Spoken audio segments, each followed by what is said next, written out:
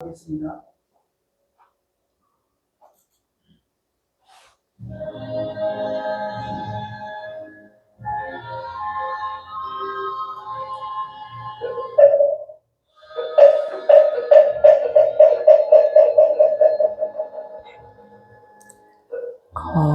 거룩한 부처님께 귀합니다.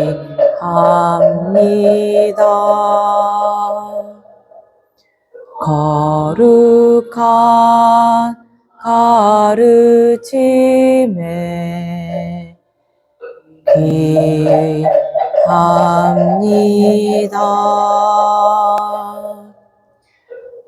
거룩한 스님들께 귀합니다.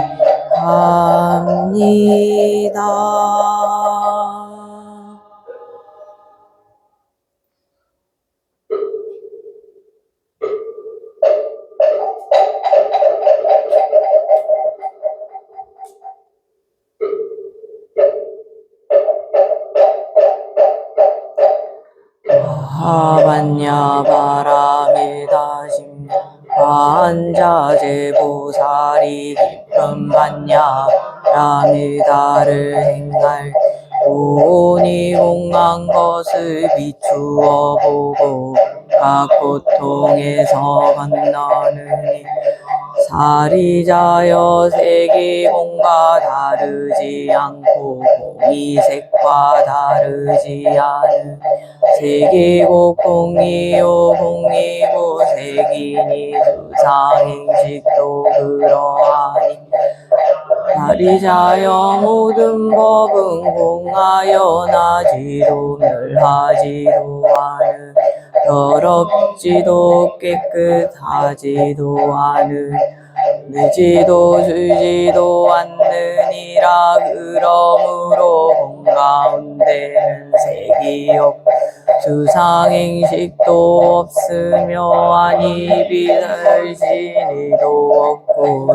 세음양 비촉법도 없음 은혜 경계도 의식의 경계까지도 없고 무명도 무명이 다함까지도 없음 늙고 죽음도 늙고 죽음이 다함까지도 없고 진멸도도 없으며 지혜도 어둠도 없느니 것이 없는 가달게 보살은 반야 바라밀다를 의지하무 마음에 걸림이 없고 걸림이 없으므로 두려움이 없어 뒤바뀐 헛된 생각을 멀리 떠나 완전한 열반에 들어가 세계 모든 부처님도 반야 바라밀다를 의지하무 최상의 깨달음을 얻느니 반야 바라밀다는 가장 신비하고 밝은 주문이 위 없는 주문이며 무엇과도 견줄 수 없는 주문이 괴로움을 없애고 진실하지 않음을 알지니라. 이제 반야 바라밀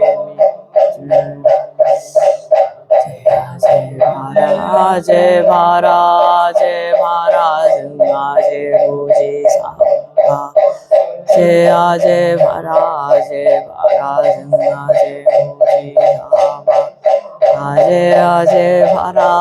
제바라 승하제고지사바.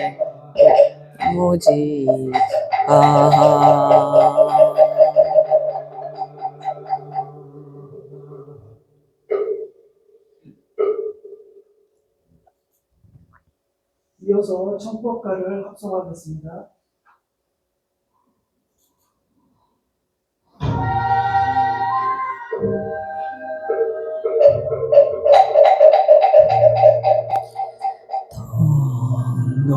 높으신 스승님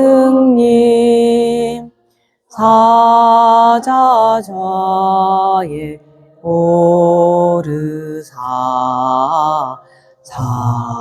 사자구를 앞서서 감노법을 주소서. 옛 인연을 이어서 새 인연을 맺도록 대자비를 베푸사 법을 설하옵소서.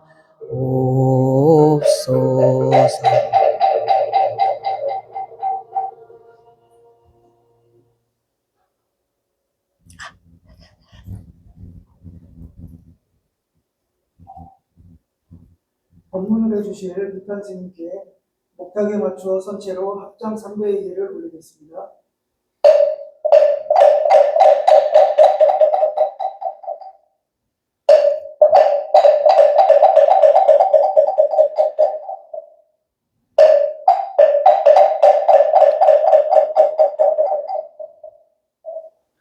모두 자리에 앉아 자세를 가다듬고 입장하겠습니다.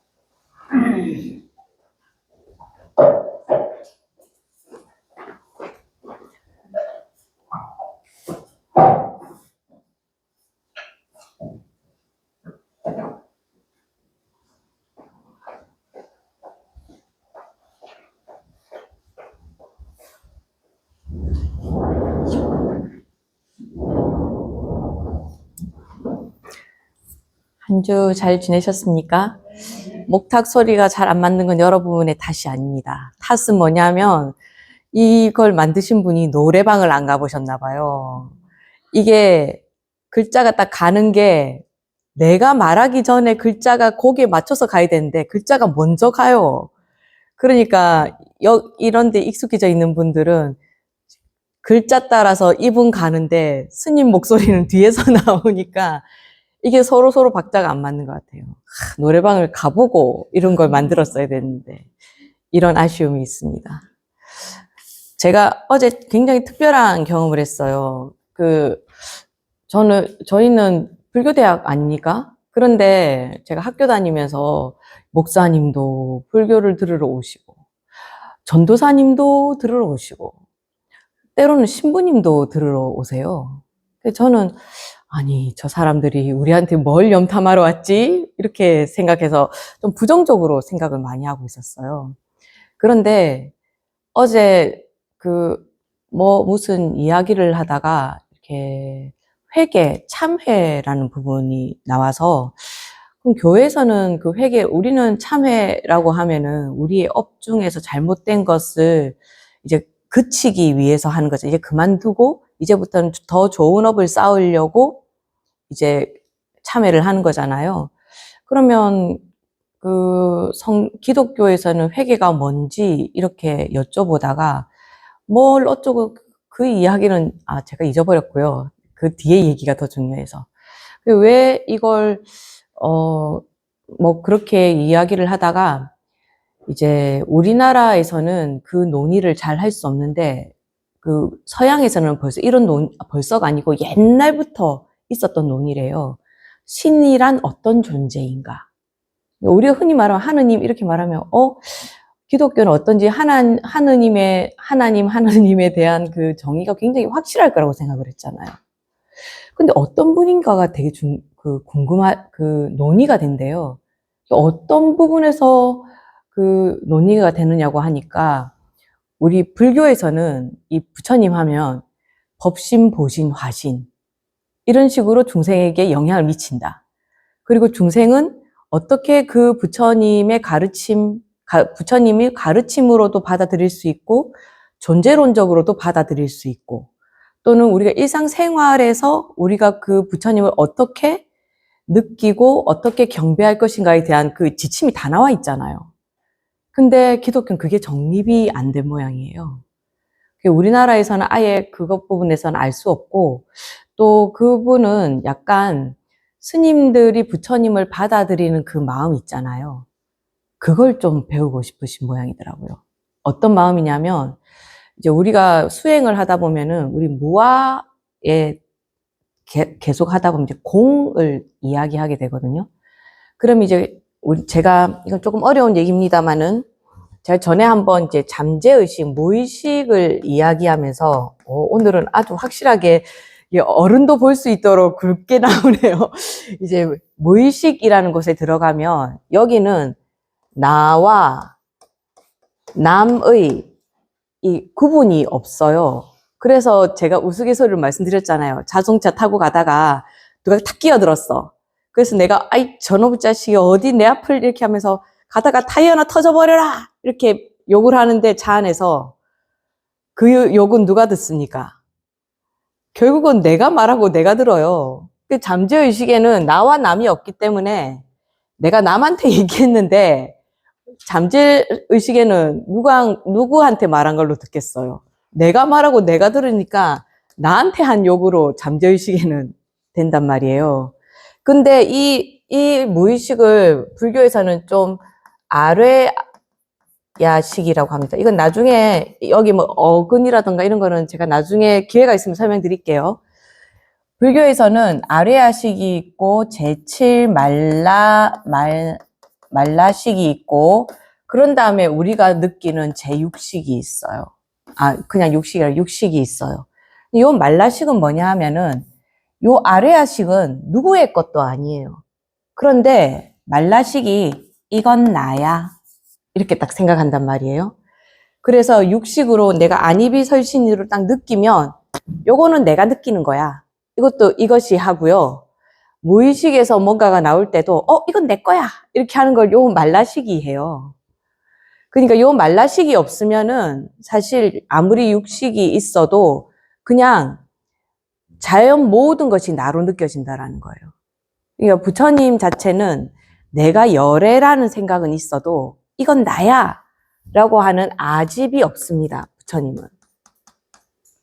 그러니까 부처님은 모든 중생이 나와 같고 이 나의 열애라고 하는 이것이 또 모든 중생들도 열애가 될 수 있다고 생각하는 게 그래서 그렇거든요. 그러니까 이걸 계속 수행을 하다 보면 어느 순간에 갑자기 부처님이 나고 내가 부처라구나 이런 생각이 들면서 뭐랄까 진짜 공의 상태로 들게 돼요. 그러니까 부처님이 나한테 해주시는 것도 알겠고 그리고 내가 중생으로서 있지만 그 부처님을 오롯이 느끼게 되면서 내 안에 불성을 깨치게 되는 거예요. 그걸 경험해 보고 싶은 거죠. 그 기독교인은. 근데 그런 정의가 기독교 안에는 없는 거예요. 성경 어디에도. 그러니까 이게 부처님이 어떤 분이신지 그리고 부처님을 믿는 우리는 어찌 해야 되는지 그게 불교에는 너무 명확하게 교리로서 나와 있잖아요. 그래서 제가 그걸 딱 보고 와 우리는 멋있어서 뭐 성당 가면은 성모 마리아 이렇게 입고 미사포 쓰고 이러면 너무 예뻐 보이잖아요. 그거 예뻐서 성당 가시는 여성 신도님들도 계시거든요. 그런 거 생각하니까 내가 이 불교 나 선제라 나 진짜 좋은 사람이어서 불교를 접하게 됐구나 이 생각이 들더라고요. 결국은 무슨 말이냐면 기독교에 가서 열심히 하더라도 수행자로서 어떠한가 또는 내가 부처가 됐을 때 어떠한가 이런 것들이 정립이 잘 안 될 수도 있다라는 거죠. 그냥 감사함을 느끼는 데서 그래서 이 다음은 어떻게 해야 되지?가 없는데 우리는 부처님을 잘 알게 되면 무엇이 나갑니까? 다른 사람한테도 이걸 알려서 다른 사람들도 번뇌가 없어지도록 이 부처님 교리를 배우도록 해야 되겠다라던가 이게 우리는 불교를 배우는 목적이 명확합니다. 뭡니까? 상구보리 깨달음에 이르고 하화 중생. 사실 중생이라고는 했지만은 내가 중생이면 나만이 아니고 다른 사람도 이렇게가 되잖아요. 그래서 어제 그걸 알고 이게 불교를 배운다라는 게 이게 정말로 보통 인연으로 되는 건 아니구나. 다른 분, 물론 기독교가 좋다 나쁘다를 떠나서요. 이 불교 안에는 뭔가가 다 채워지는 게 있구나, 이런 생각이 들었습니다. 오늘은 사실 이제 석가모니 부처님 생애를 간단하게라도 보고 넘어갈 거기 때문에 어떻게 생각하면은 오늘이 어쩌면은 불교의 처음일지도 모릅니다. 부처님께서는 어디서 태어나셨냐면은 인도에 있는 카필라바스투라는 데서 태어나셨어요. 우리 지금 60쪽, 이거 노란색 있는 거 60쪽 하고 있습니다. 2600년 전에 카필라바스투에서 태어나셨고, 맞죠? 오늘 이거 하는 거. 예. 그리고 부처님의 아버지의 이름은 수도다나. 이건 내가 한 거 같은데? 그죠? 이거 했죠? 맞아요. 이거는 했어요. 그래서, 천상천하 유아독존 할 때네요. 그래도 오늘 처음 오신 분 계시니까 간단하게만 얘기할게요. 그렇게 부처님께서는 카필라바스투에 태어나셨고, 부처님 아버지의 이름은 정반왕. 수도다나라는 말이 정반왕이라는 말이에요. 수도다나. 똑같은 말인데 요거는 인도 말이고 이 말을 진짜로 해석을 해놓은 거예요. 깨끗한 밥, 깨끗한 쌀. 그러니까 이 카필라바스투가 왕의 이름을 정반왕이라고 했다라는 것은 이 카필라바스투가 농경사회였다는 걸 알 수 있는 거죠. 그러니까 옛날 쌀은 깨끗할 수가 없잖아요. 우리도 깨끗한 쌀 먹은 지 얼마 안 됐잖아요. 그죠? 겨 많이 섞여 있고 그런 게 아니고 진짜 깨끗한 밥, 매왕이고 엄마는 마야 부인입니다. 마야 부인은 부처님 낳고 일주일 만에 돌아가시죠. 그래서 부처님은 이모인 마빠짜빠띠에게 길러집니다. 근데 예전 중세시대나 어떤 중세시대 아니더라도 고대에는 언니가 죽으면 동생이 형부의 처로 들어간다거나 이런 제도가 있었어요. 또 왕이 죽고 나면 그 왕비는 그 다음 왕의 부인이 된다던가 그런 제도가 있었다, 그죠? 그러니까 이거는 뭐 불륜이나 이런 게 아니고 그 제도가 그랬던 거라 이모가 이제 그 부처님을 시다르타를 기르게 됩니다. 근데 어쨌든 부처님 처음 태어나셔서 하신 말씀이 뭐냐 하면은 여기 60쪽에 보면 있죠. 60쪽 중간이 아니고 셋째 단락 밑에서부터 세 번째 줄에 있습니다. 천상천하 유아독존 삼계 계고 당한지. 그죠? 한번 써볼까요? 그거 그냥 보시면 됩니다. 저는 그냥 한글로 쓸게요. 천하 유아독존 삼계 계고 당안지 이런 말이 있습니다.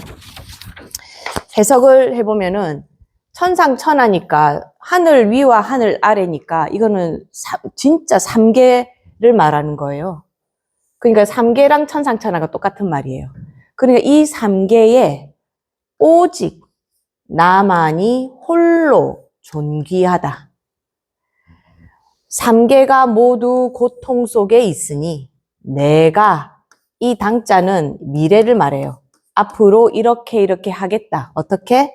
그것을 그러니까 이 삼계를 요것도 삼계를 말해요.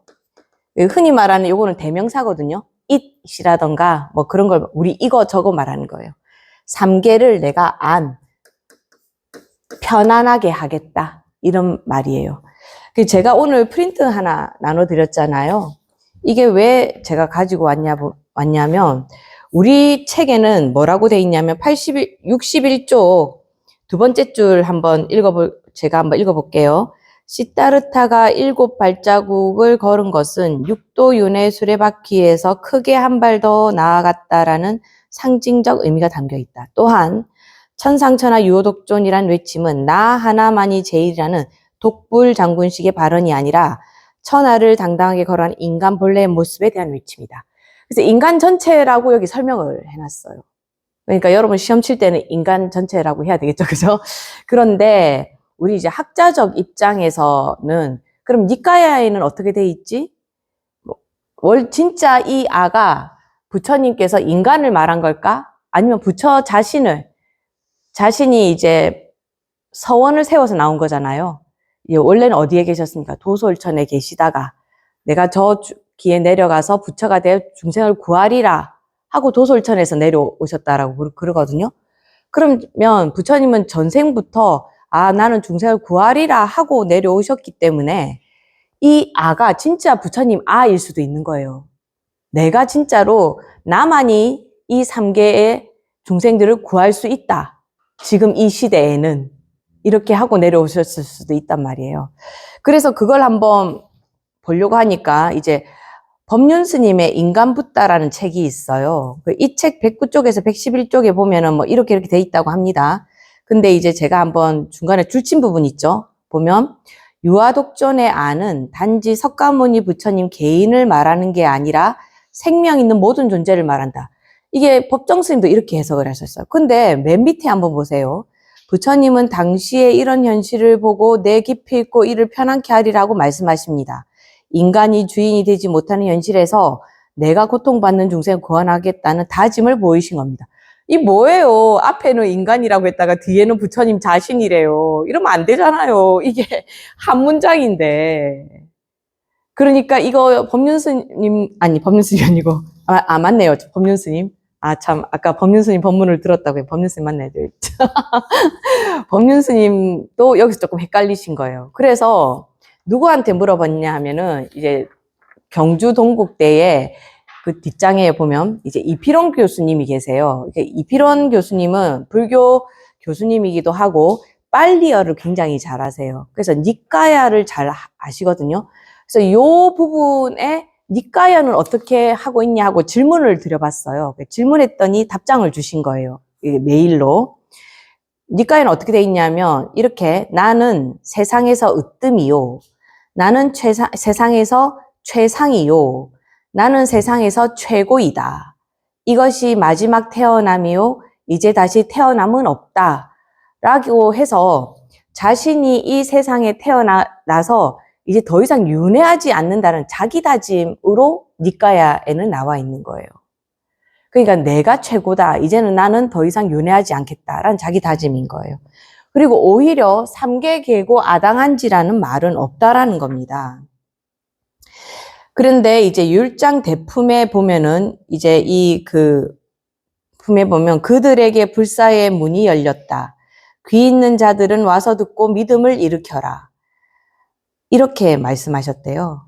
그러니까 율장에 이런 게 있으니까 당신 태어나셔서 이제 내가 지금 말하는 것들을 이제 듣고 알라 뭐 이런 식으로 말씀하셨다라는 거예요. 그러니까 그 두 번째 단락도 한번 보면요. 안한다여 보살이 태어나자마자 단단하게 발을 땅 위에 딛고 서서 북쪽으로 7발을 내딛고 흰 양산에 둘러싸여 모든 방향을 바라보며 나는 세상에서 가장 뛰어난 님이다. 나는 세상에서 가장 훌륭한 님이다. 나는 세상에서 가장 선구적인 님이다. 이것이 나의 최후의 태어남이다. 나에게 더 이상 다시 태어남은 없다라고 무리의 우두머리인 것을 선언하셨다라고 맞지만 니까야에도 이렇게 말씀하고 계신 거예요. 그러니까 니까야로 보면은 요 아는 인간 아가 아니고 부처님 자신이 이 세상에서 최고다라고 말씀을 하신 거예요. 근데 이제 한역경전에서는 그 맥락을 읽어보고 또는 제가 한번 설명드린 적이 있는 것 같은데요. 한역경전이 오히려 더 부처님 말씀하신 거에 가깝습니다. 그게 왜 그러냐면 요 빨리어 니까야 같은 경우에는 그 아쇼카 대왕 이후로 스리랑카에 전해지게 돼요. 그래서 스리랑카에 전해지면서 빨리어로 그 남아시아에서 정립을 한 거예요. 그러니까 이거는 지역적으로 보면은 아쇼카 왕 때 결집한 것이 바로 스리랑카로 내려갔다. 이렇게 보여지거든요. 그러니까 제3차 결집 때, 제가 너무 어려운 말 계속하고 있죠. 그죠? 그러니까 쉽게 얘기하면 부처님의 경전은 4번에 걸쳐서 이렇게 한번 이렇게 정리가 됩니다. 근데 남방불교로 내려간 것은 3차 결집 때 내려가요. 그런데 요 아함경, 한역 아함경은 어떻게 이루어지는 거냐면, 한 스님이 인도 전역을 다 다니면서, 우리 옛날에 라디오에 저 버스 타고 학교 갈 때 우리의 소리를 찾아서 뭐 이런 거 나오면서 할머니가 뭐 띵띵띵 하면서 타적하면서 하는 소리 들어서 채집해서 우리의 음악 뭐 이런 거 기억나시죠? 그렇게 한 것처럼 온 지역을 다니면서 부처님의 말씀을 다 모은 거예요. 그렇게 해서 한역경전으로 만든 게 아함경입니다. 그래서 장아함경에 있는 내용이 중아함경에도 있고 중아함경 여기에 다 있는데 또 잡아함경에도 한 번 더 나오는 이유가 길이가 전하는 데 따라서 길게 기억하는 사람도 있고 짧게 기억하는 사람도 있고 그냥 지나가듯이 들어서 기억하는 사람 같은 내용인데 그럼 장아함경 길이가 길어서 장아함경이고 그죠? 중아함경 길이가 약간 중간 거라서 중아함경에 있고 잡아함경은 이 그 주제에 따라서 모아놓은 거기 때문에 같은 내용이 있을 수도 있는 겁니다. 그 말은 뭐냐 하면은 한역 아함경이 훨씬 더 다양한 목소리를 듣고 기록한 거라는 거예요. 그러니까 이게 없는데 들어간 것이 아니고 이 니까야는 기억을 못했을 수도 있어요. 뭐 어쨌든 이 말이 틀린 건 아니라는 겁니다. 그런데 니까야를 보니까 이 안은 부처님이어야 맞다라는 거예요. 그래서 사실 요 천상천하 유아독존 3개 계고 아당한지라는 것이 인간으로서 모든 사람들이 다 성불할 수 있다라는 의미가 아니고 부처님께서 내가 이제 이 세상에 태어나서 중생들을 구하겠노라 하는 전법 선언이다 라고 볼 수 있겠다는 거죠. 학자들은 그렇게 본다는 겁니다. 근데 이제 거기에 제가 드린 요 프린트 밑에 보면 이제 왜 이 유아독존을 불성이니 생명 일반이니 봤냐를 보니까 제가 줄쳐놨죠. 유아독존에서 아를 불성이니 생명 일반 등으로 이해하게 된 것은 나카무라 하지메 선생의 해석 때문이다. 그러니까 어딘가에서 누군가가 해석을 한번 하고 그게 막 번진 거예요. 그렇게 해서 이렇게 일반적이게 일본 불교의 영향이다 라고 보는 입장이 있다라는 겁니다. 집에 가서 다시 한 번 더 읽어보시면 제 말이 무슨 말씀인지 알아들으실 겁니다. 근데 저는 만약에 그럼 이게 인간 일반으로 봤을 때 좋으냐 아니면은 이것이 부처님으로 보는 게 좋으냐 저는 부처님으로 보는 게 좋을 것 같습니다. 왜냐하면 부처님께서는 이 땅에 오실 때 벌써 우리를 구하려고 나셨구나. 자기 좋으려고 나신 게 아니구나 라는 생각이 들어서 제가 어제 만난 분 덕분에 와 불교는 너무 세밀하게 우리가 어떻게 수행해서 어떻게 부처님이 되는가 또는 우리가 불자일 때의 모습은 어떠해야 되는가를 세세하게 이렇게 설명해 놓은 것에서 좀 감동받은 것처럼 부처님이 태어나실 때부터 나를 구하러 오셨구나 생각하니까 아, 불교 할 맛 나는데 그럼 나는 구해지겠구나 이 생각이 드는 거예요. 부처님이 날 때부터 우리를 구하려고 하셨는데 우리가 왜 안 구해지겠습니까? 그 생각하니까 너무 기분이 좋더라고요. 그래서 저는 이게 부처님이면 좋겠다. 근데 여러 학자들이 이렇게 말씀하신 학자들도 있으니까 이게 틀렸다 맞다라기보다는 저는 약간 근거를 가지고 온 것뿐이니까요. 이해는 여러분들에 맞춰서 하시면 됩니다. 저의 의무는 뭡니까? 가르치는 입장에서 내 것이 맞으니까 내 거를 믿어라가 아니고 이런 의견도 있고 이런 의견도 있습니다라고 다양한 학문적 연구를 할까요? 그런 것들을 알려드리는 게 또 저의 의무가 아니겠습니까? 그렇게 해서 부처님께서 이제 7걸음 걸은 거는 이 책에서 뭐라고 보고 있다고요? 원래는 육도윤회잖아요. 근데 그 육도를 다 내가 평정하겠노라, 내가 다 구하겠노라고 해서 한 발 더 나아가신 거다. 그렇게 하면서 니까야에 보면 이제는 내가 윤회를 끊겠다라고 했으니까 7걸음 나아가야지 윤회가 끊어지는 거 아닙니까? 왜냐하면은 불교의 만다라 같은 거 보면은 육도윤회, 육도가 뭡니까? 천상, 인간, 축생, 지옥, 악귀, 아수라. 이게 틀로서 뺑뺑 돌잖아요. 그러니까 어떻게 돼야 되겠어, 부처님은? 여기서 한 발 더 나가서, 얍! 이렇게 해서 7번째가 돼야 되는 거죠. 튀어나가야 돼. 그래서 7걸음을 걸었다라고 여기서 설명을 하고 있다, 그죠? 그러고 나서 이제 부처님께서는 어머니 없이 마하파짜파티 이모한테 길러져요. 근데 이게 뭐 어느 책에는 뭐 5살이다, 몇 살이다, 몇 살인지는 확실하진 않지만은 이게 아까 카필라바스투가 농경사회라고 그랬잖아요. 그러니까 우리 뭐 또 모내기 같은 거 하면서 다 같이 모여서 모내기 하듯이 농경제라는 게 카필라바스투에 있었어요. 그 농경제가 되면 이 왕도 나가서 농사 짓는 사람들도 보고 이렇게 하게 되는 거예요. 근데 이때에 아버지를 따라 농경제에 간 부처님께서 이게 2가지 이야기가 있습니다. 그러니까 이야기가 여러 가지가 있는 이유는 뭐냐면은 이제 북방 아함경 계열에서는 이게 여러 이야기를 모아놨기 때문에 그 이야기가 한 개로 쭉 가는 면이 있는데 이제 남방 불교로 가게 되면 자기들 부파가 있어요. 그러니까 자기 그 부파에 따라서 이야기가 조금씩 달라지는 거예요. 그런데 이제 여기 조계종에서 있는 그 부처님 생애에 나오는 이야기를 기준으로 하면은 농경제에 나가서 이렇게 놀다가 부처님이 딱 봤는데 농부가 그러니까 인도는 지금도 그렇지만 더운 지역이고 그리고 농사를 짓는 사람들 그렇게 부자인 사람들이 아니어서 옷을 제대로 갖춰 입지 못하고 아랫도리만 겨우 가린 옷을 입고 그 소한테 채찍으로 탁탁 때리는데 소도 말라 너무너무 마른 거예요. 그리고 자꾸 농부가 이렇게 탁탁 치니까 그 소한테는 이게 맞은 매자국이 이렇게 나 있어요. 그러니까 부처님이 그걸 보고는 너무 마음이 안 좋은 거예요. 이게 시타르타죠. 부처님이 아니고. 시타르타가 그 어린 시타르타가 농부한테 가요.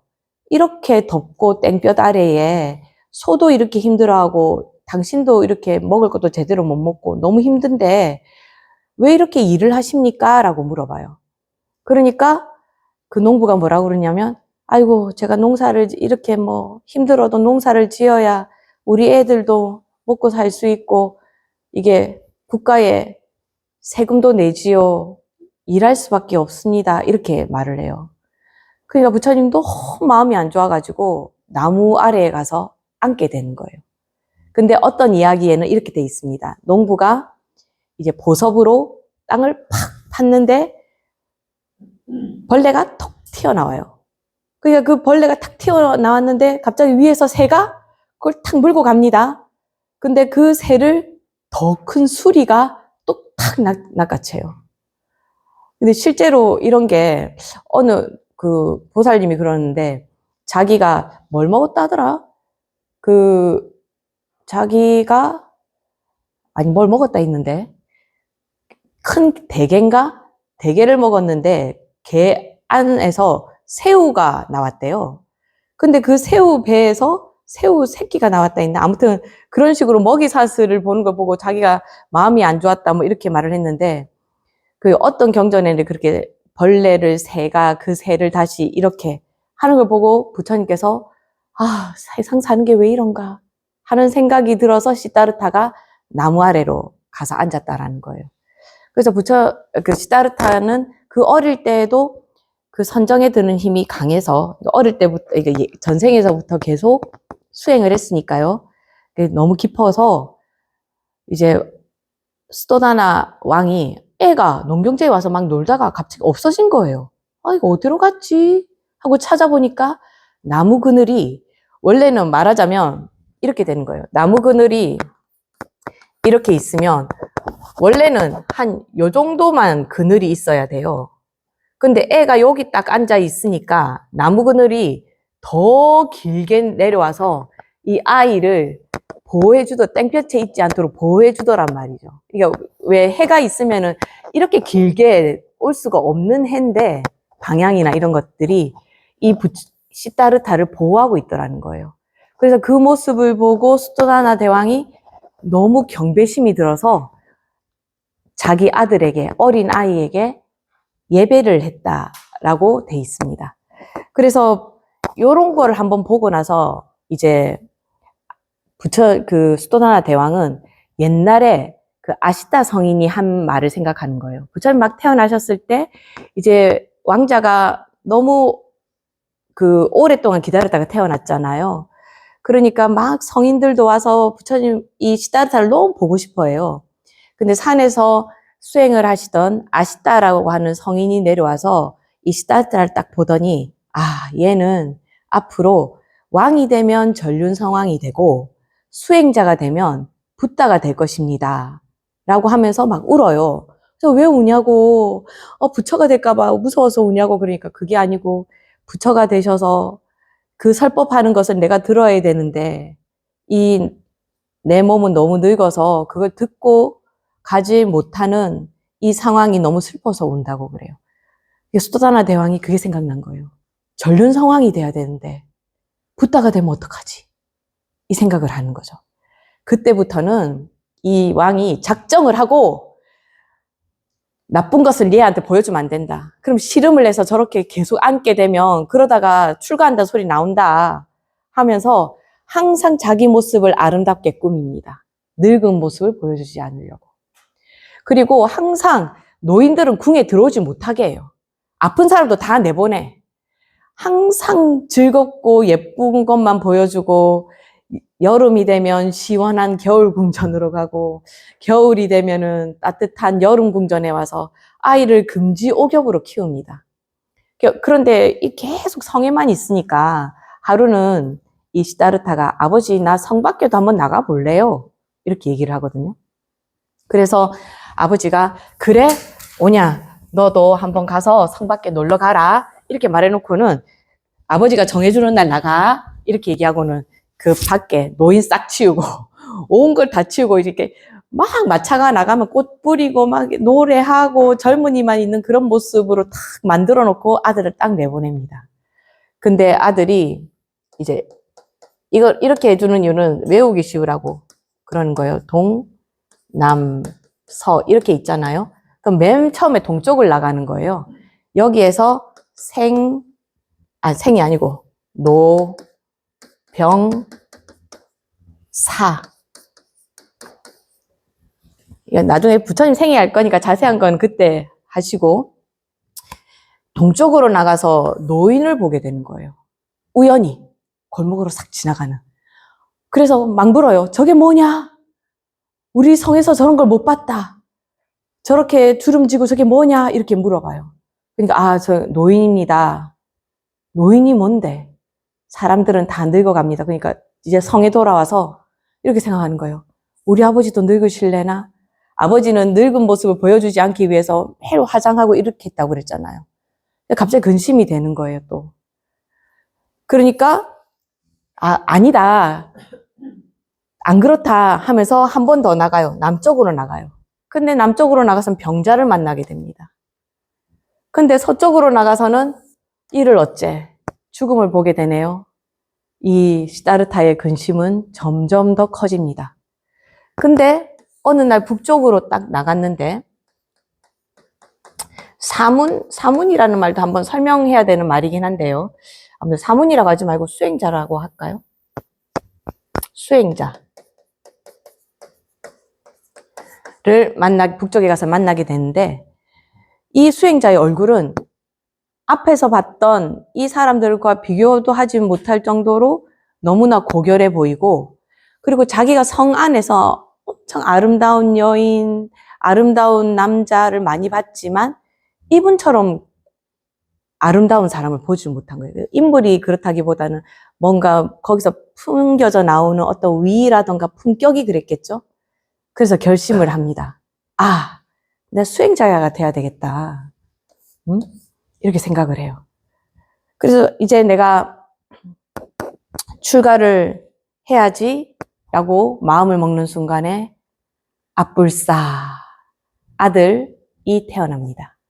그래서 라훌라라는 말 자체가 탄식의 소리래요.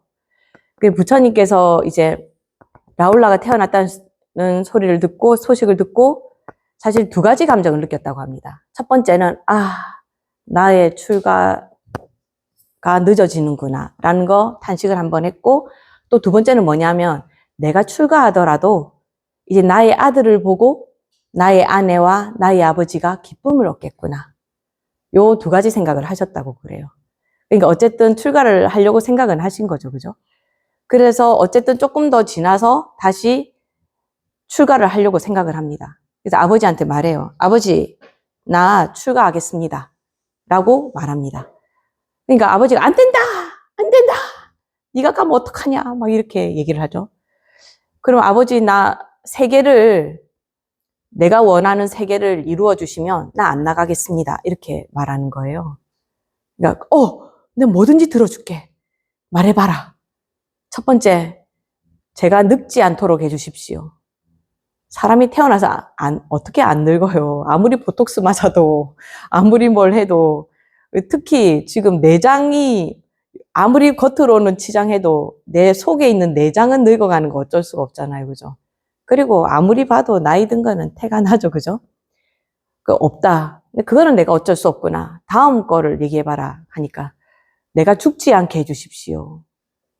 뭐 그것도 못 해주는 거잖아요. 그죠?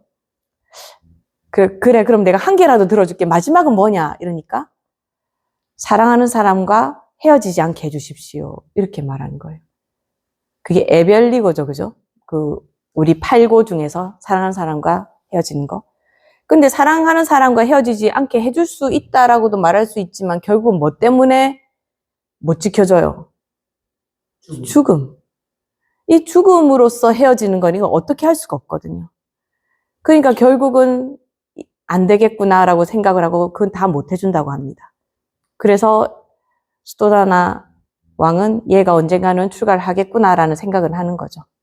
어느 날 밤에 이제 약간 야사의 이야기, 지난번에 드렸던 야사의 얘기랑 좀 비슷한데 궁전에서 술 마시고 즐겁게 놀다가 밤에 일어났더니 모두 흐트러진 모습으로 누워있는 것을 보고 더 무상함을 느껴서 마부를 깨워서 얘 이제 나 출가하러 갈란다.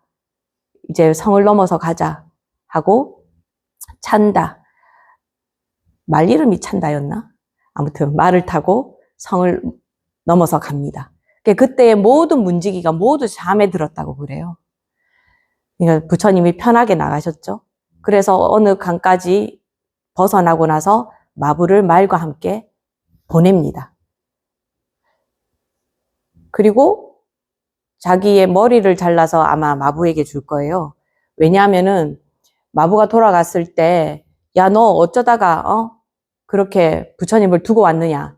막 이렇게 원망을 들을 수 있잖아요. 근데 이 머리카락을 보면 내 스스로 갔다라는 것이 증명이 될 거다. 그러니까 네가 나를 데려다 준 게 아니고 내가 스스로 나간 거. 그렇게 하면서 마부를 돌려보내요. 그러고 나서 길을 가다가 한 사냥꾼을 만납니다. 자기가 비단 옷을 입고 있잖아요. 이 옷을 입고 자기가 돌아다닐 수가 없는 거예요. 그래서 그 사냥꾼과 옷을 바꿔 입어요. 사냥꾼은 와 이게 웬 떡이냐 이러면서 이제 옷을 바꿔 입고는 그때부터 스승을 찾아서 떠납니다. 그래서 스승을 만나는데 가장 유명한 스승이 알랄라 깔라마와 우따까라뿌따예요. 그게 거의 다 나가서 어디 있냐면 67쪽에 보면은 이제 나옵니다. 근데 이 알랄라 깔라마한테 가서는 뭐 그냥 나중에 설명하고 무소유 처정에 이르러요. 그런데 이것은 이 알랄라 깔라마가 이른 것은 우리 불교에서 말하는 8가지 선정 중에서 제7선정까지 간 거예요. 엄청 높은 거죠. 그래도 1선정부터 8선정까지 있는데 7선정까지 간 거예요.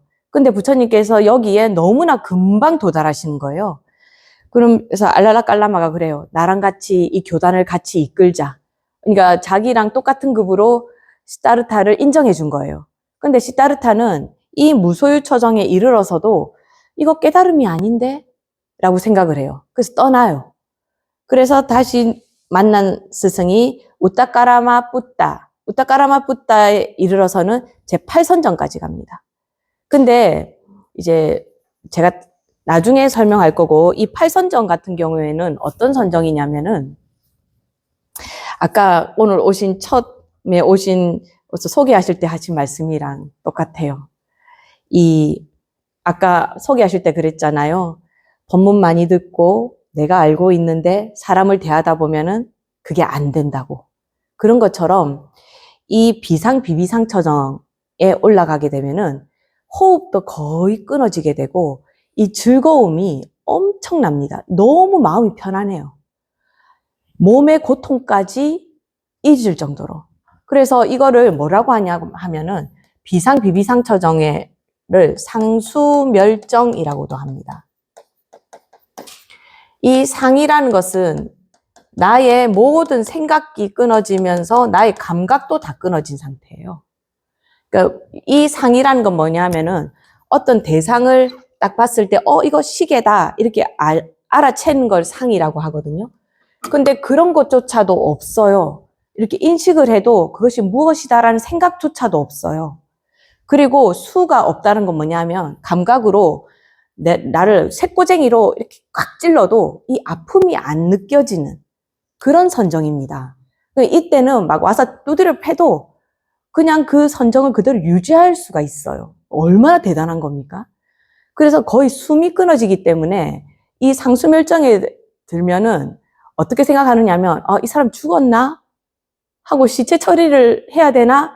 할 정도의 선정이에요. 엄청난 선정이죠.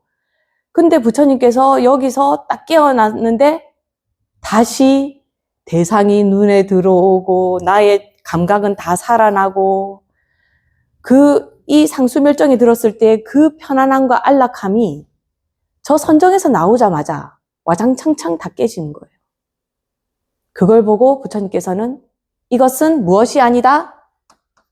해탈이 아니다. 이렇게 결심하시고 또 떠나십니다. 그래서 이렇게 떠나시고 나서는 어떻게 하느냐면 어떤 고행을 하는 무리에 들어가요. 그때 이제 5명의 고행자가 있었거든요. 고행자. 이 고행을 어떻게 하느냐면은 완전히 한 끼도 먹지 않는다. 물을 아예 마시지 않는다. 잠을 아예 자지 않는다. 완전히 몸을 최극단으로 몰아붙이는 거예요. 그럼 이제 선정에 들었을 때는 이 촉감이 없는 상태지만은 어떤 극한 상황에서도 이 선정이 이게 바깥에서도 내 육식이 다 살아있는 이 상태에서도 내가 고통이 느껴지지 않는 데를 가야 나는 해탈하는 거라고 생각을 하신 거예요. 그래서 부처님은 먹지 않았어요. 그걸 몇 년을 하신다? 6년을 하신 고행을, 6년을. 근데 당신이 이 6년을 고행을 하다가 어느 순간에 갑자기 이게 아닌데 생각을 하신 거예요. 이거 아닌데. 그래서 나란자라 강으로 가서 몸을 씻고 이렇게 거기 푹 쓰러져 이렇게 있어요. 근데 지나가던 책에는 아주 높은 집안의 여성이라고도 하고 또 누구의 그냥 농부의 딸이라고도 하는데 수자타라는 여인이 지나가다가 이렇게 쓰러져 있는 수행자를 보고 유미죽을 끓여다 줍니다. 유미죽은 약간 버터죽 같은 거예요. 엄청 열량이 높아요. 우유를 어떻게 숙성을 막 이렇게 시켜가지고 고열량의 음식이거든요. 유미죽을 받아 마시고는 부처님께서 정신을 차리십니다. 그러고 나서 이렇게 생각을 하세요. 그때 6년 고행을 끝낼 때 깨달으신 것이 뭐냐면 중도예요. 중도. 어느 한 곳에 집착하지 않는 것. 내가 고통으로 치달아야지만이 해탈한다 라거나 내가 편하게 있어야 해탈을 한다거나 이 양쪽을 모두 선택하지 않는 거예요. 중도라는 것은 딱 중간이라는 말이 아니고 그 어느 한쪽을 선택해서 이것이 맞다고 고집하지 않는 거예요. 그럼 뭐가 있냐면 예를 들어서 이렇게 생각해 볼까요? 나는 절대로 생명을 죽이지 않겠다라고 결심을 했어요. 그래서 나는 생명을 절대 죽이지 않을 거야 이렇게 생각했는데 갑자기 내 옆에 독사가 와서 나를 이렇게 꼭 물어요. 그럼 나는 생명을 죽이지 않겠다고 했으니까 내가 거기서 죽는 선택을 하는 것이 옳은가? 아니면 그 독을 얘를 빼내서 얘를 패대기를 치고 죽든지 말든지 패대기를 치고 독을 빨아내서 내가 사는 것이 맞는가? 뭐 옛날 어느 선인은 호랑이한테 내 몸을 보시했다라고는 하는데 그거는 보시하는 마음이 있어야 보시를 하는 거고 내가 해탈해야 되겠다고 생각하면 그때는 거기 물려서 죽는 거 자체를 뭐 선택한다고 해서 생각해보니까 제가 예를 잘못 든 것 같네요. 그죠? 생각해보니까 몸을 보시할 수도 있는데 그것보다는 사실은 뱀을 죽이더라도 내가 살아서 조금 더 수행을 한다거나 그게 더 좋은 일일 수도 있잖아요. 그런데 너무 고집을 해서 뭔가를 망칠 일이 있는가? 뭐 그런 경우 있을 수 있죠. 술을 절대 마시지 않겠다. 그랬지만 너 이거 한 잔만 마시면 살려줄게 라고 말한다면은 그 의지 정도는 끊을 수 있지 않은가? 아휴, 아무튼 뭘 말해도 얘가 지금 좀 적당하지가 않은데요. 이 중도라는 건 뭐냐면은 옳지 않은데도 고집 부리는 것이 옳지 않다는 거예요. 고집을 부리는 것이.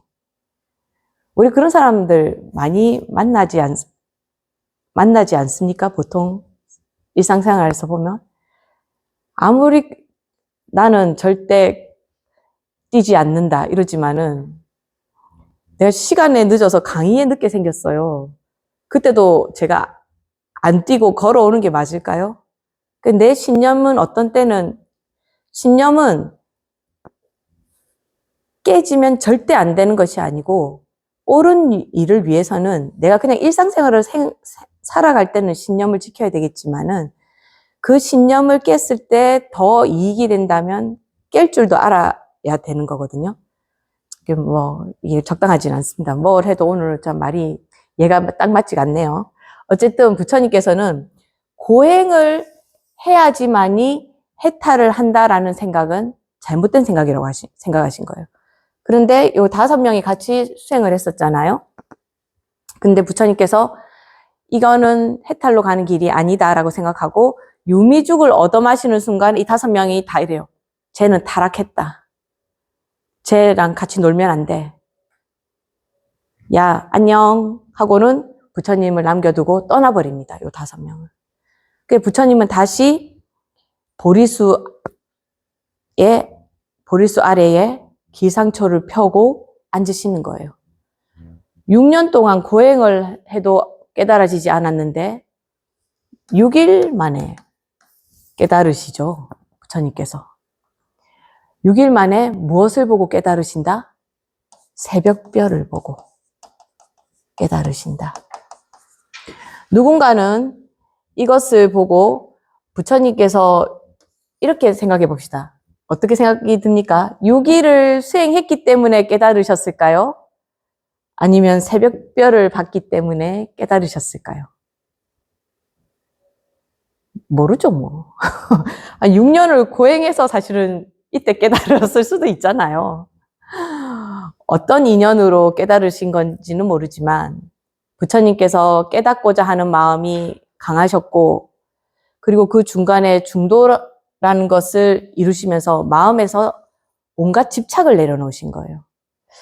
저는 보면은 이게 꼭 이렇게 해야 되겠다라고 생각하는 너무 집착이 심하면 그것이 오히려 다른 것을 보지 못하도록 해서 그것은 이룬다 하더라도 나머지는 잃어버리는 경우가 많아요. 큰 것들을. 그러니까 성공을 위해서 막 달리던 사람이 자기가 성공을 했는데 이제 뒤돌아보니 부인도 없어, 자식도 없어. 없다란 말은 뭐냐 하면은 아버지로서 인정을 안 해준다거나 나는 막 집에 식구들만 위해서 막 내가 살았는데 다 살고 나니까 나도 없고 남편도 없고 자식도 없는 경우. 그러니까 이게 뭔가를 위해서 산다고 막 사는데 다 살고 나면 그것이 어쩐지 모든 것을 그거 말고는 다른 건 다 잃어버리는 경우가 있거든요. 그래서 부처님께서 중도를 말씀하신. 사실은 중도라는 것은 모든 것을 가질 수 있는 거거든요. 우리 예로 이런 걸 잘 말합니다. 내가 주먹을 꼭 쥐고 있으면 이거 쥐고 갖고 있는 요거밖에 못 가지는데 사실 이걸 이렇게 놓고 있으면 모든 것을 가질 수 있는 가능성이 생기는 거잖아요. 너무 이것만 가져야 된다라고 꼭 쥐고 있으면 다른 것을 가질 기회가 없다라는 거예요. 그렇다고 해서 뭐 이렇게 목표를 가지고 쭉 살았다는 게 잘못됐다, 절대 잘못됐다라는 것이 아니고 우리가 조금 더 마음의 여유가 생길 때 훨씬 더 많은 것을 볼 수 있다라는 거예요. 아무튼 부처님께서는 뭐 그렇게 아란에 대해서 깨달으시는데 그 중간에 뭐 부처님께서 이 6일 동안에 그냥 딱 깨달으신 게 아니고 이 동안에 마음에서 엄청나게 유혹이 많이 일어납니다. 특히 유혹 중에서 이 마라의 공격, 자기 딸도 보내고 막 군사를 보내서 위협하기도 하고 또 뭐까지 하느냐면은 마라가 와서 야, 너 너무 힘들지? 너 이거 그만두면 내가 엄청 좋은 거 해줄게. 너 너무 힘들어서 어떡하니? 이렇게 하면서 막 그러니까 이게 달콤한 말을 하는 사람도 여러분들은 주의해야 됩니다. 그 마라가 와서 막 너 너무 수고한다 하면서 막 그렇게 얘기를 해요. 깨닫지 말라고. 근데 마라는 그럴 수밖에 없죠. 깨달으면은 자기 성이 무너지니까. 그런 모든 유혹이 6일 동안에 일어났는데 그 유혹을 모두 떨쳐내고 깨달으신 거거든요. 이렇게 치면은 뭐 깨달음으로 막 일로로 나가는 것이 맞는 거 아닌가 이런 생각도 드는데요. 어쨌든 마라를 우리 항마촉지인, 이거는 항마촉지인이 아닌데 우리 이렇게 손가락 하나를 이렇게 땅에 딱 대는 그런 모양으로 수인이 있어요.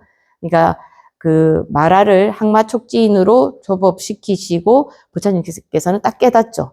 깨달으시고 나서는 부처님께서는 이 깨달음을 누구에겐가 빨리 전하고 싶은 거예요. 그래서 생각을 해봤더니 알랄라 깔라마한테 가자. 그랬더니 한 달 전에 죽었어. 그리고 우따까라뿌따를 찾아가자. 그랬더니 어제 죽었대. 그러니까 나니까 그럼 누구한테 전해주지? 라고 했더니 이 5명이 생각이 난 거예요. 고행했을 때 자기를 버린 5명.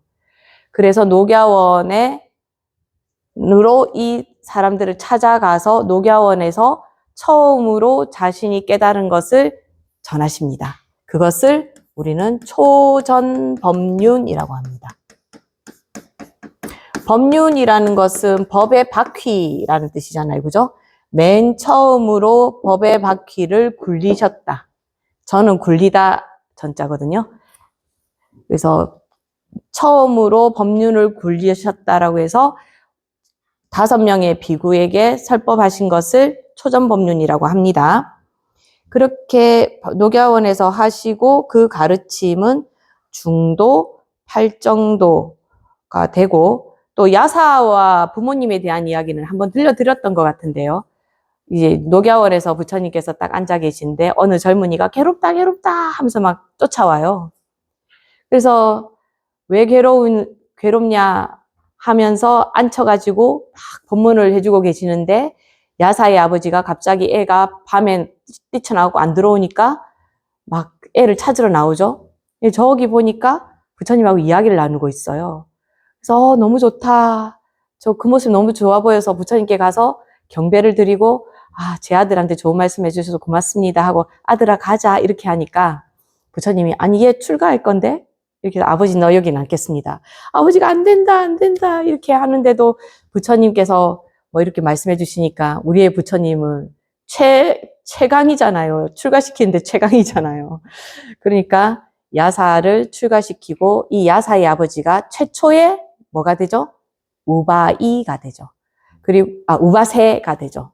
우바세가 되고 야사의 어머니가 최초의 우바이가 된다. 그리고 나서 73쪽을 한번 펴보시면요. 거기 보면 이제 중간에 이제 부처님께서 그러고 나서는 녹야원에서부터 시작해서 부처님께서 여러 제자들에게 전법을 하시죠. 그러니까 부처님은 이제 게으르고 자신에게 법문을 들은 그 깨달은 그 자신들의 제자들에게 이렇게 말씀하시죠. 잡암경에 나오는 말입니다. 비구들이여 전법의 길을 떠나라. 많은 사람의 이익과 안락과 행복을 위하여 세상을 불쌍히 여기고 인간과 신들의 이익과 행복과 안락을 위하여 전법의 길을 떠나되 두 사람이 같은 길을 가지 마라. 나 또한 법을 설하기 위해 우르웰라로 가리라. 라고 말씀하십니다. 이게 뭐 무소의 뿔처럼 혼자서 가라 하는 뭐 그런 내용입니다. 그러고 나서 부처님께서 그 인도 전역을 다니세요. 이거 75쪽에 보면은 여기에 그 부처님이 가셨던 곳을 이렇게 표시해 놨죠. 걸어서 이렇게 그 인도가 대한민국의 40배입니다. 40배. 국토 크기가. 걸어서 이렇게 다니신 거예요. 이렇게 해서 전법을 펼치시다가 이제 부처님 열반에 드시는데요. 그래도 76쪽에 있는 요거를 한번 부처님의 유언을 한번 봅시다. 아나니여, 나는 이제 늦골 지쳤다. 인생의 기나긴 길을 걸어와 어느 사이 노령에 이르렀다. 여든이 되니 이 몸을 움직이는 것이 마치 낡은 수레가 가죽끈의 도움으로 간신히 움직이는 것과 같구나. 세상은 이처럼 덧없는 것이다. 그러나 너희들은 부디 이 세상에서 스스로를 섬으로 삼고, 이게 섬으로 삼으란 말은 무슨 말이냐면은 이제 우리가 바다에 풍랑을 만났어요. 근데 요 바다 풍랑이 뭐에 비유되냐면 이 바다, 우리 이 세상이 고해의 바다라고 하잖아요. 고통에서 시달리고 있을 때 풍랑을 만났을 때 뭐를 만났을 때만 쉴 수 있어요? 섬을 만났을 때. 배를 타고 가더라도 섬이 있어야 거기서 물도 다시 공급하고 이렇게 해서 먹을 것도 조금 찾고 이렇게 해서 다시 길을 떠날 수 있잖아요. 여러분들 대부분 아실 것 같습니다만은 우리가 배에다가 뭐 여행하는 동안에 전체 뭐 음식이나 이런 걸 특히 옛날은 냉장고도 없고 할 수가 없어요. 섬이 있어야지만이 중간에 급수도 하고 음식도 조달받는 거거든요. 그러니까 그런 섬은 그 바다를 건너는 사람한테는 굉장히 중요한 곳이에요. 그러니까 부처님께서 그 세상에서 스스로를 섬으로 삼고 스스로를 의지하라. 다른 것을 의지하지 말라. 법을 섬으로 삼고 법을 의지하되 다른 것을 의지하지 마라. 이렇게 하는데 대반열반경에서는 스스로를 등불로 삼고 진리를 등불로 삼으라. 스스로에게 의지하고 진리에 의지하라. 이렇게 말씀해 주십니다. 그리고 나서 부처님께서는 사라라는 나무, 그러니까 우리 사라쌍수라는 말 많이 들어보셨죠? 들어보셨습니까? 사라쌍수.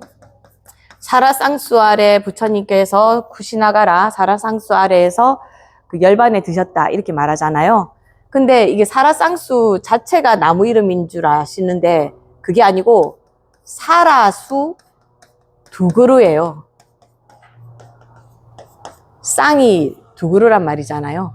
사라나무 두 그루 있는 데서 부처님 돌아가신 거예요. 열반에 드신 겁니다.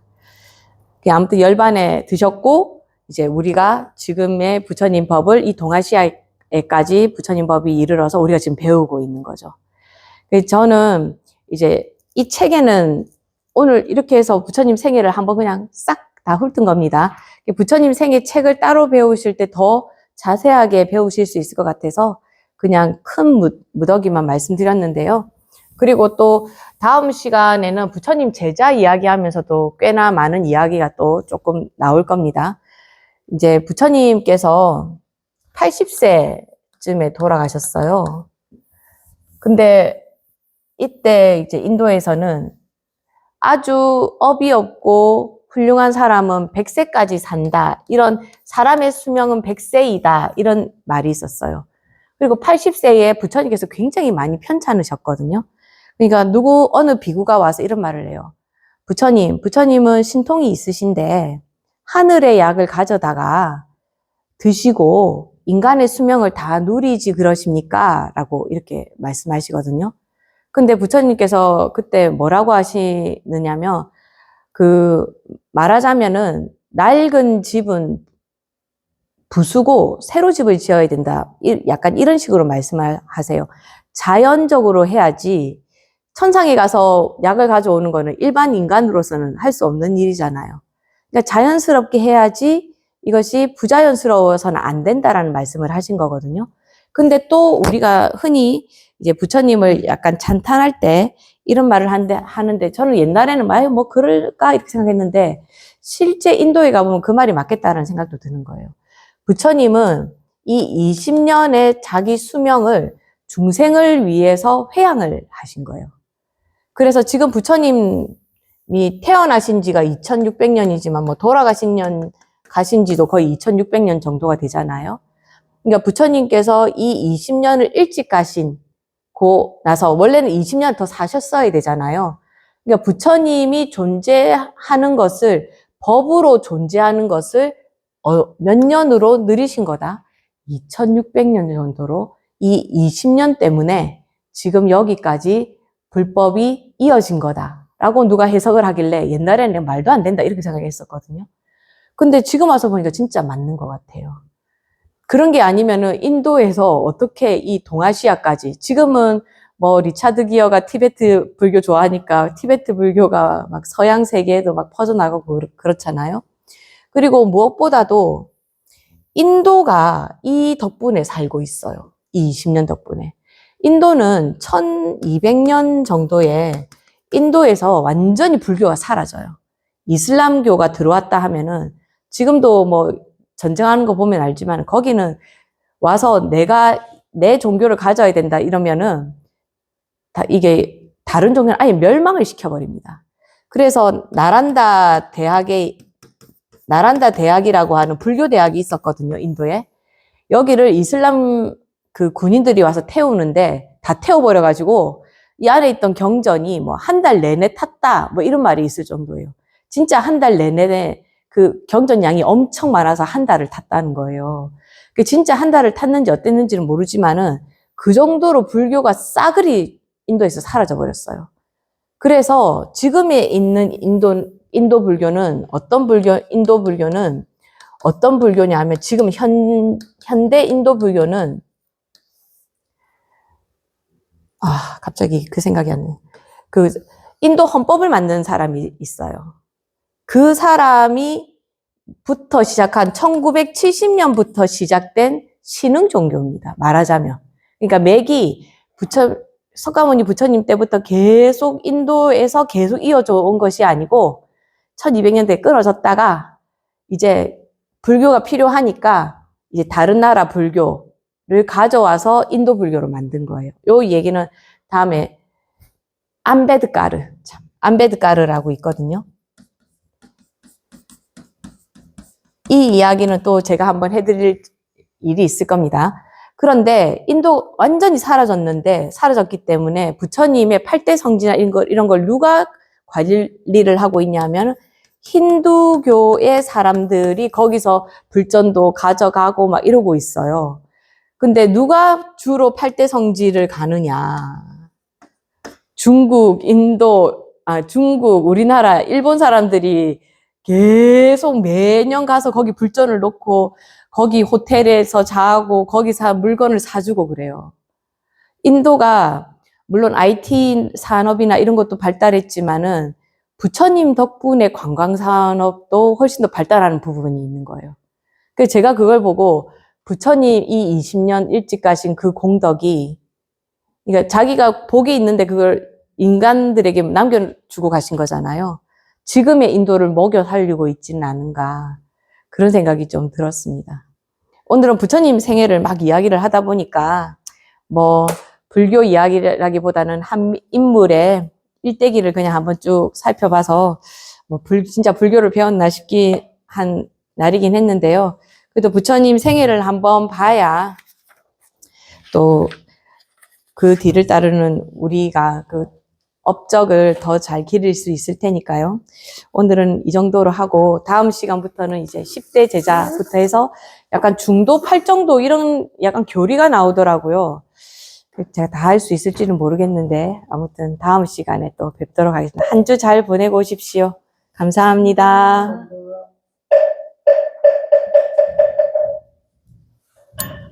저거 껐어요?